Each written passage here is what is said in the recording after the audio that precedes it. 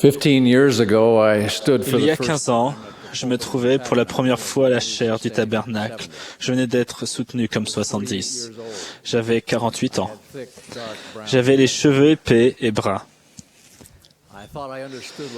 Je croyais savoir ce que voulait dire se sentir incompétent. À la fin des 45 minutes de mon discours, ma chemise était trempée de sueur. Cela avait été une épreuve. En comparaison, aujourd'hui me semble une expérience agréable.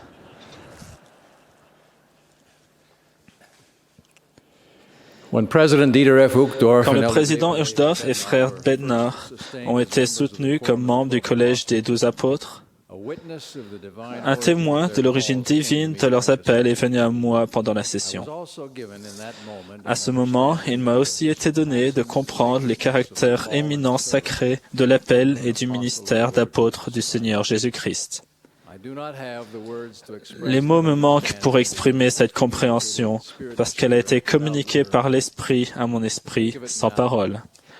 Quand j'y repense maintenant, cela me plonge dans la profondeur de l'humilité que je n'ai jamais éprouvée auparavant, et je supplie mon Père Céleste de me soutenir comme il l'a toujours fait, pour que je sois à la hauteur d'une tâche bien au-delà de mes capacités naturelles, et que je puisse m'oublier et me perdre dans le service. J'ai confiance en lui et je sais que sa grâce est suffisante. C'est pourquoi j'engage sans réserve tout ce que j'ai et tout ce que je suis au service de Dieu et de son Fils bien-aimé. J'engage également ma personne, ma loyauté, mon service et mon amour au service de la première présidence et de mes frères des 12. Ma bénédiction patriarcale que j'ai reçue à l'âge de 13 ans de mon grand-père que j'aimais tendrement déclare, entre autres, « Ton Père Céleste t'a envoyé dans cette dernière et glorieuse dispensation afin que tu naisses dans la nouvelle alliance éternelle de parents bons et justes. » Avec une profonde gratitude, je reconnais que cela est une grande bénédiction sur laquelle repose ma vie. Je rends hommage à mes parents et avec amour reconnais ce que je leur dois à eux, à leurs parents et aux générations qu'ils ont précédées. Peu après mon appel, aux 70, je me suis trouvé sur la tombe de l'un de ses ancêtres morts des années avant ma naissance. En méditant sur les sacrifices qu'entraîna pour lui et sa famille leur acceptation de l'évangile rétabli de Jésus-Christ, j'ai été envahi d'un sentiment de gratitude et de la résolution d'honorer son sacrifice et celui de ses descendants, en menant une vie de vertu et de fidélité à Dieu et aux alliances de l'Évangile. Quand j'exprime ma gratitude pour mes bénédictions, j'inclus mes chers frères et leurs femmes qui se trouvent être présents aujourd'hui. Ma femme et moi avons 4 fils et une fille, chacun marié à un excellent conjoint, ou, dans le cas du plus jeune de nos fils, bientôt marié à une charmante jeune femme. Nous les aimons, eux et nos petits-enfants, et nous sommes reconnaissants du bien qu'ils nous font en étant fidèles au Sauveur et à son Évangile. Au sommet, il y a ma femme, Cathy, créatrice de notre foyer, lumière de ma vie, compagne constante et sage, pleine d'inspiration spirituelle et de bonne humeur, de bonne volonté et de charité. Je l'aime plus que je ne puisse dire, et j'espère le montrer de manière convaincante au cours des jours et des années à venir.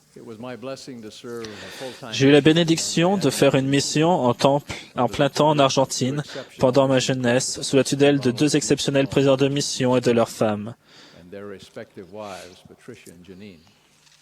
Je remercie Dieu de l'influence durable qu'ils ont eue sur moi. Après que j'ai obtenu mon diplôme de droit, Cathy, nos enfants et moi avons successivement vécu au Maryland, au Tennessee, en Virginie, en Caroline du Nord et maintenant en Utah. Nous avons passé 3 années magnifiques au Mexique. Dans tous ces endroits, nous avons eu la bénédiction d'avoir d'excellents amis dans l'Église et en dehors qui nous ont aimés, instruits et accueillis, nous et nos enfants, et qui continuent de le faire. Je saisis cette occasion pour tous les remercier publiquement. J'ai un amour et un respect immense pour mes frères des 70 et pour l'épiscopat président. Je me réjouis de ce que la suite de mon service me gardera près d'eux et que nous aurons de fréquentes occasions de servir ensemble. Les révélations données à notre époque, qui ont institué les 70 dans l'Église, constituent l'un des miracles les plus profonds et peut-être les plus sous-estimés de l'Église de l'œuvre du Seigneur dans les derniers jours. Les 70 sont la clé du succès de l'œuvre maintenant et dans les années à venir. Et c'est pour moi un insigne honneur que mon nom se soit trouvé parmi le leur. Que Dieu vous bénisse, mes frères. Je vous rends mon témoignage de Jésus-Christ, le Fils de Dieu, et de pouvoir de son sacrifice expiatoire infini. Ce faisant, je vais vous raconter une expérience que j'ai vécue quand je vivais au Tennessee. Un soir, j'ai reçu un appel d'un monsieur que je ne connaissais pas. Il s'est présenté comme étant un ministre d'une autre église à la retraite et a demandé à me rencontrer en privé le dimanche suivant. Lors de cet entretien, mon invité a déclaré franchement qu'il était venu car il s'inquiétait du bien-être de mon âme. Il a sorti de son porte-document une liste assez longue de citations scripturales tirées du Nouveau Testament et a dit qu'il désirait relire ces versets avec moi et voir s'il pourrait m'aider à être sauvé. J'ai été un peu surpris par sa franchise, mais je voyais qu'il était sincère et j'ai été touché par l'intérêt véritable qu'il me portait.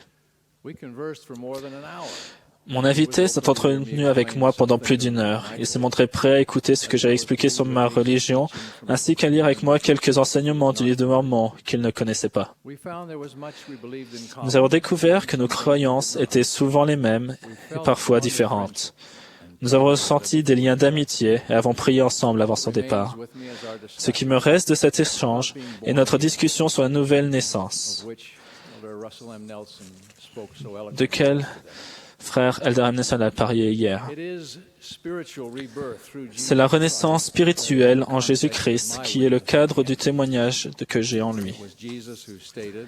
Jésus lui-même a dit que pour entrer dans le royaume de Dieu, il faut qu'une personne naisse de nouveau, qu'elle naisse d'eau et d'esprit.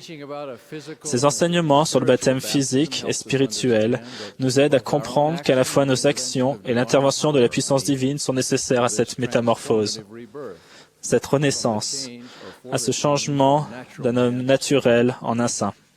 Paul a décrit le fait de naître de nouveau par ce simple passage.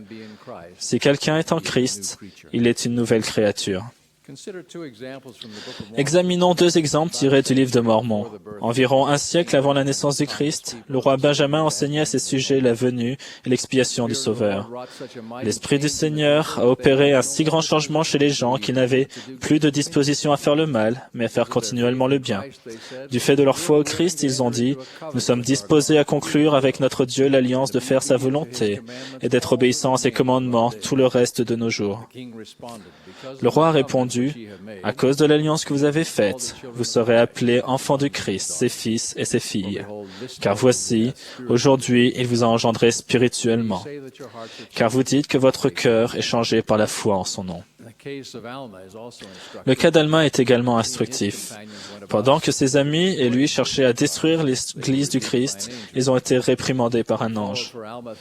Il s'est ensuivi pour Alma 3 jours et 3 nuits qu'il décrit ainsi. « J'étais torturé d'un tourment éternel. Oui, je me souvenais de tous mes péchés et de toutes mes iniquités, et à cause de cela, j'étais tourmenté par les souffrances de l'enfer. Enfin, après s'être repenti presque jusque la mort, comme il le formule, le doux message de Jésus-Christ et de son expiation lui est venu à l'esprit. Alma s'est écrié, « Ô Jésus, Fils de Dieu, sois miséricordieux envers moi qui suis dans le fiel de l'amertume. » Il a reçu le pardon et il s'est levé pour confesser en public. Je me suis repenti de mes péchés et j'ai été racheté par le Seigneur.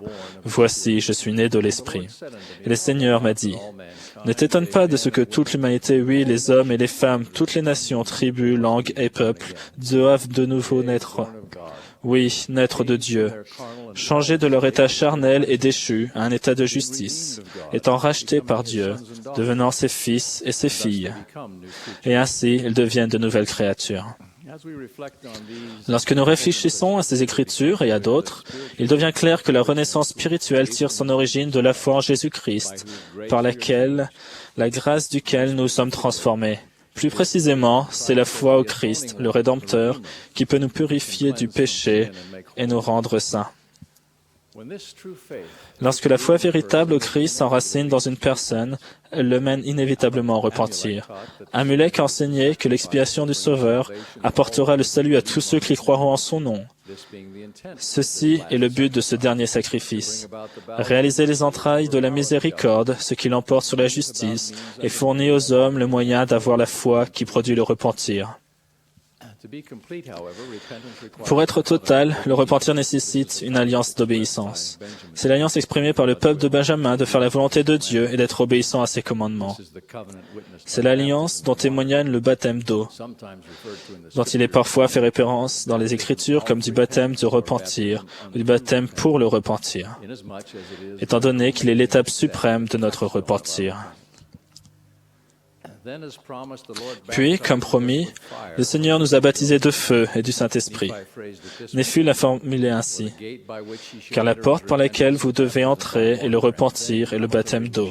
Et ensuite vient le pardon de vos péchés par le feu et par le Saint-Esprit. » Nous étant ainsi reposés sur le mérite de celui qui est puissant à sauver, nous sommes vivifiés dans l'âme intérieure, et si nous ne sommes pas encore entièrement nés de nouveau, nous sommes certainement bien avancés sur le chemin de la renaissance spirituelle.